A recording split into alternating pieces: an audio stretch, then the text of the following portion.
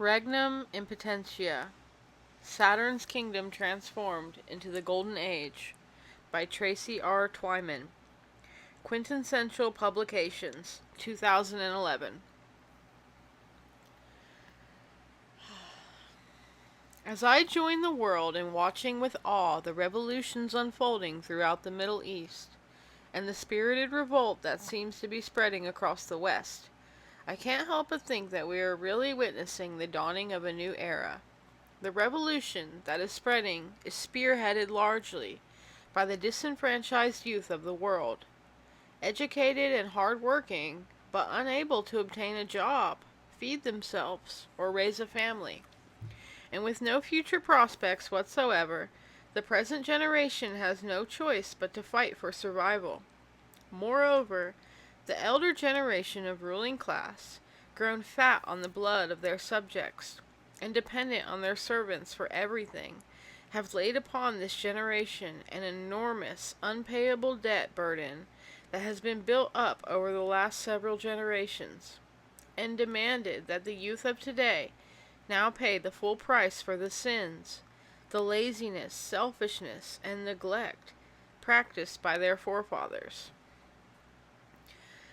Not surprisingly, the answer to this call has been a resounding hell no. The elite, who weren't expecting such an insolent reaction, are now attempting to bomb, shoot, and bludgeon their young slaves into submission. It won't work. We have reached the nadir of a historically repeating cycle, this moment born of destiny. Whitney Houston sang, "I believe the children are the future." But throughout history, the prevailing attitude has been that the sacrifice of the future children, and the children of the future, is the predominant source of sustenance for the present population. Indeed, as I point out in my book, Money Grows on the Tree of Knowledge, our own civilization has been built around the concept of stealing the wealth of the future in order to manufacture artificial wealth, to be enjoyed by ruling class adults in the present. In this book, I demonstrate that this is analogous to the story in Greek mythology of Kronos eating his own children to eliminate rivals and assure the continuance of his rule. Sorry. Okay.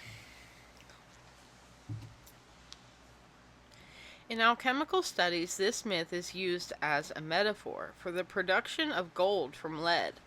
In the book, I demonstrate how the entire economy is built around alchemical processes, and that the central mystery of alchemy is child sacrifice. The alchemical process is a metaphorical formula for transformation that can be applied to all manner of different things. This includes the turning of the ages, the evolution of man, both physically and spiritually, through the passage of lengthy aeons of time. In that book, I talked about the concept that the Greeks and Romans had of the Golden Age. Their poets wrote of a four-step cycle of aeons that life on Earth went through repeatedly.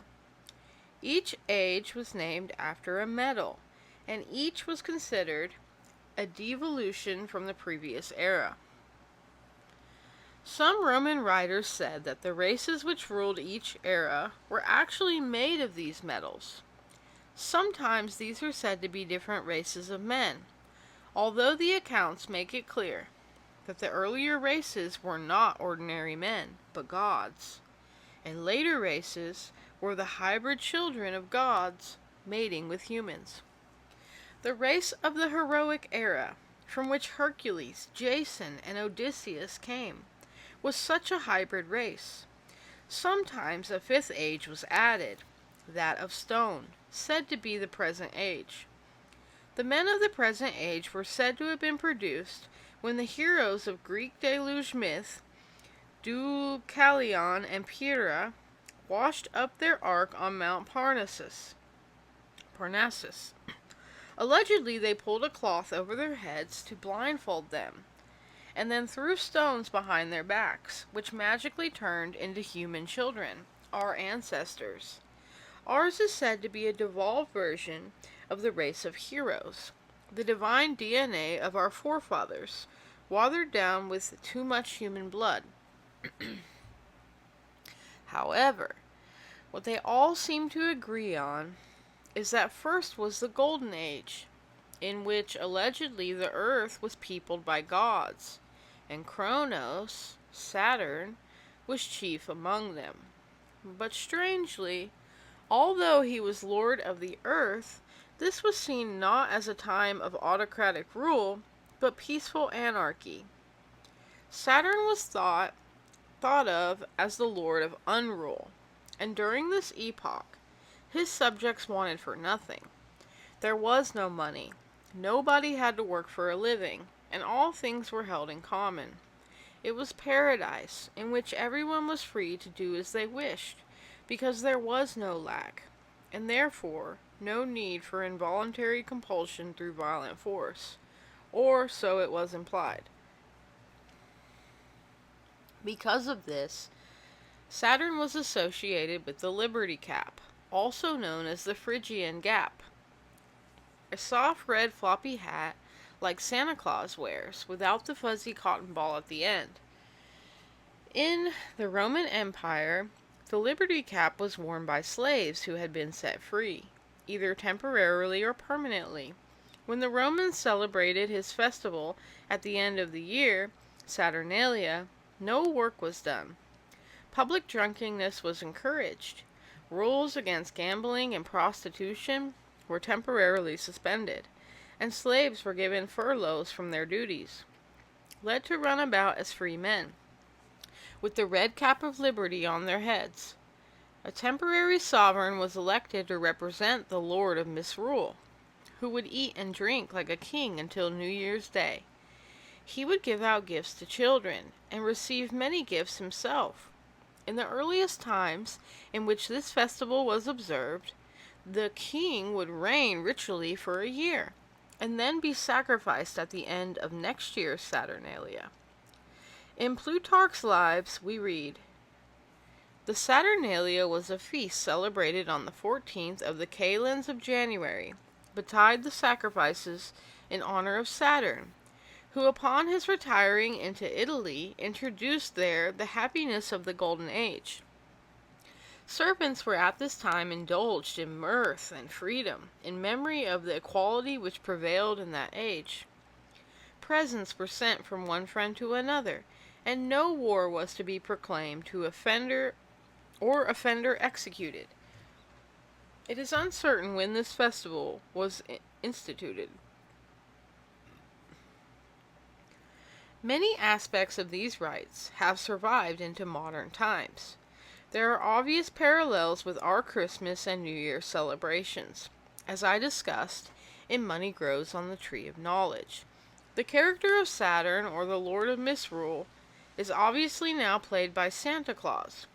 During the season, children stay home from school, and most people take significant time off work. They drink, overeat, and kill each other, stampeding in competition for the opportunity to purchase toys, and not always to give to children. As I discuss in that book, the alchemically designed economy is built to be dependent upon this annual display of excess consumption to fuel the financial machine for the coming year.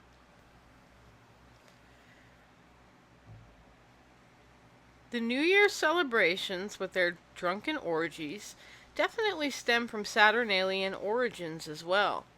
This is proven also by the symbolism used in modern times to depict New Year's time, with Father Time representing the old year, and the New Year's babe representing the coming annum. We make New Year's resolutions and sing, "Should auld acquaintance be forgot," just as our ancestors used this time to wash their hands of their past sins by laying them instead on the heads of a sacrificial victim. This role was played by Kronos and Dionysus in ancient times, with the latter being referred to as the child and harvest basket. The basket in which the sun god was said to make his annual voyage through the heavens.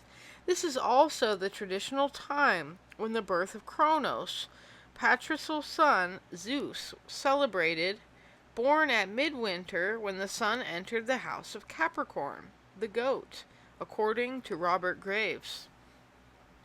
Here's a picture of Santa Claus riding a goat, representative of Capricorn, the sign that rules the time of Saturnalia, with a child in a basket tucked under his arm.